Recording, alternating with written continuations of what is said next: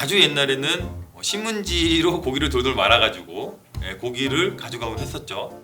여러분, 고기를 포장하는 그 방법이 여러 가지가 있는데요. 어떤 게 생각나시나요?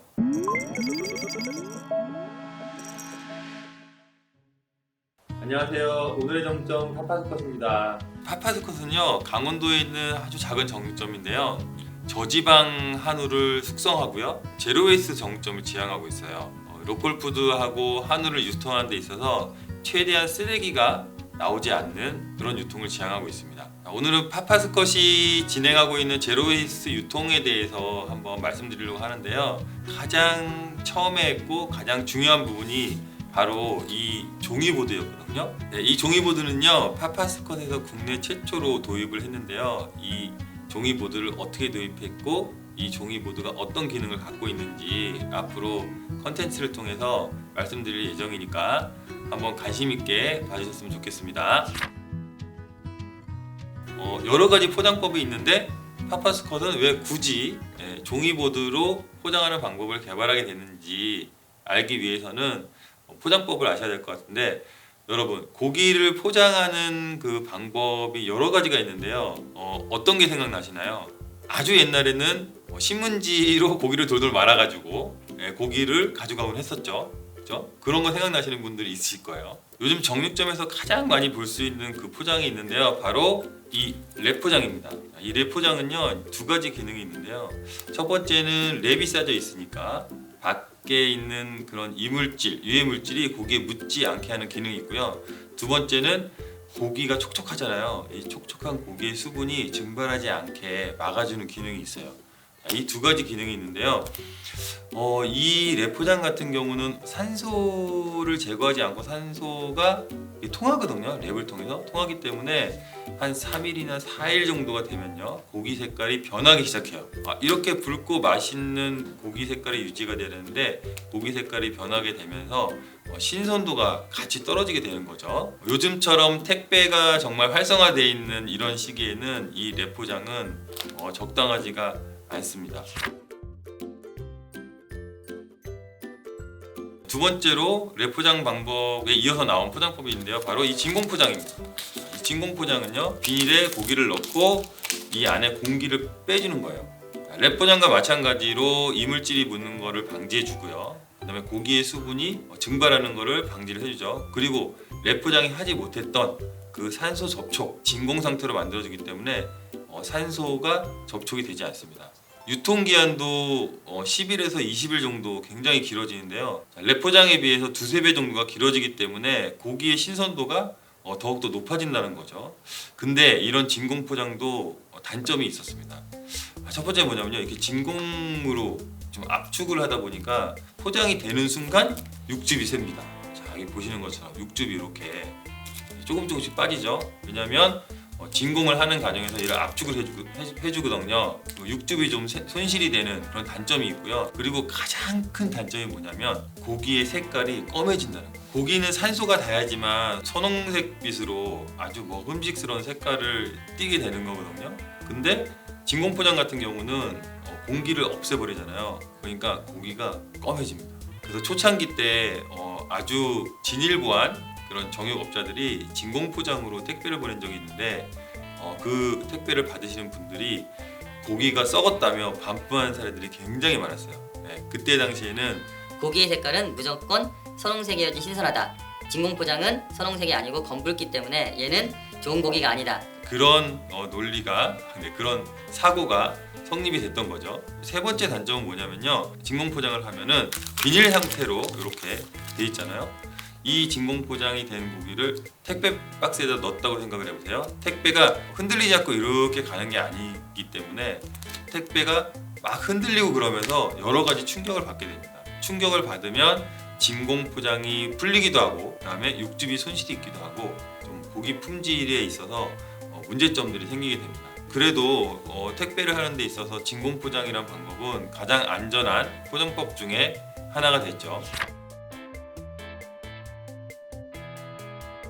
한때 주류로 있었다가 지금 거의 사라져버린 포장법이 있는데요. 바로 산소 포장법입니다. 산소 포장은요, 이런 용기예요.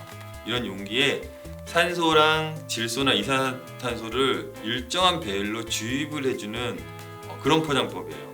첫 번째, 산소가 들어가기 때문에 고기의 색깔이 유지가 되고요. 그리고 두 번째로 그 다른 기체들을 넣어줌으로써 미생물이 서식할 수 있는 환경을 줄여줘가지고 고기가 신선하게 보이기도 하고 고기가 부패되는 거를 일정 정도 막아주는 그런 포장법이거든요. 이 포장법도 랩 포장이나 진공 포장의 한 중간 정도, 한 7일에서 10일 정도의 유통기한을 가지고 있기 때문에 뭐 택배를 받아가지고 뭐 그 주에 드신다든지 뭐 좀 있다가 드신다든지 그러신 분들은 충분히 괜찮은 그런 포장법 중에 하나였어요. 근데 이 포장법이 문제가 생기기 시작했는데, 이 포장법은요 고기를 딱 잡아주는 게 아니라 위에 필름을 덮고 있거든요. 그래서 택배가 조금이라도 흔들리기라도 하면 예쁘게 진열해 놨었던 고기가 막 흐트러지게 됩니다. 고기를 좀 온전하게 예쁜 모양으로 바를 수가 없죠.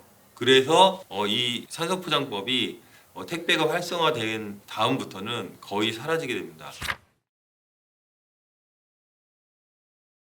그 다음에 등장한 포장법이 두 가지가 있는데 그 중에 한 가지가 열 성형 포장법이라고 있거든요. 진공 포장법 같은 경우는요 비닐 주머니에 고기를 넣어야 돼요, 하나하나씩.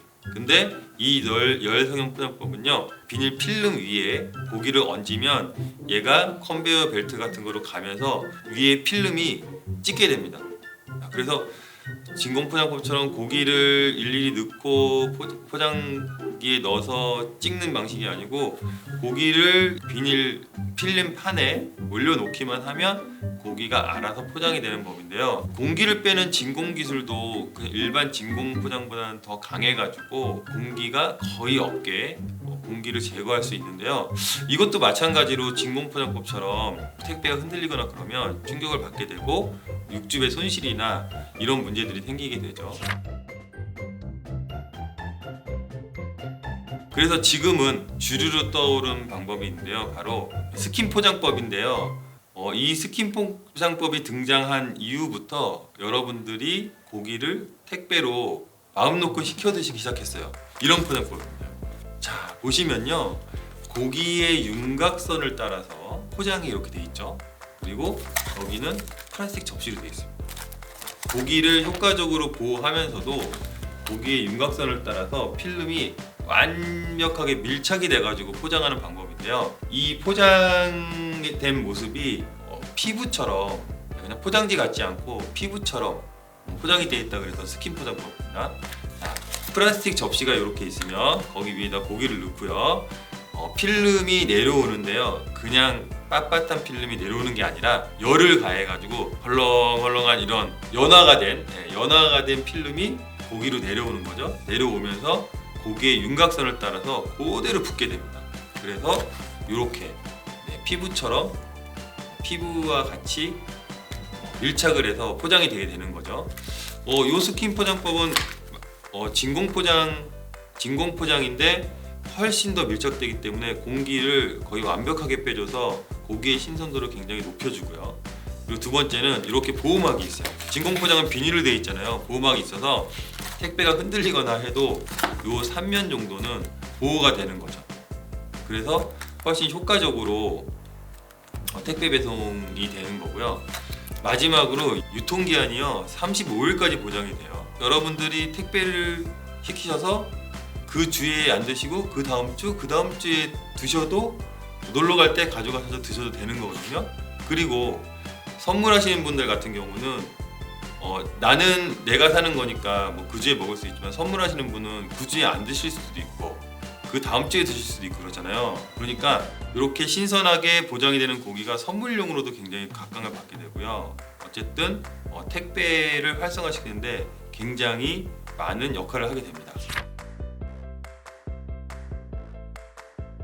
다시 한번 다양한 고기 포장법에 대해서 정리를 해보겠습니다. 첫 번째로 랩하고 스티로폼 접시 랩 포장이 있고요.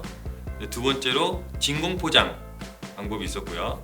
그다음에 세 번째는 산소 포장 방법이 있었고, 네 번째는 열 성형 포장, 그 다음에 다섯 번째 진공 스킨 포장이 있었습니다. 자, 이렇게 요즘에는 진공 스킨 포장이 주류로 되고 있는데요. 저희 파파스콘 멤버들도 스킨 포장을 사용했었어요. 근데 스킨 포장을 사용하는데 이런 플라스틱 접시가 고기 한 점을 먹으면 플라스틱 접시 하나를 버려야 되는 상황이 생기는 거예요.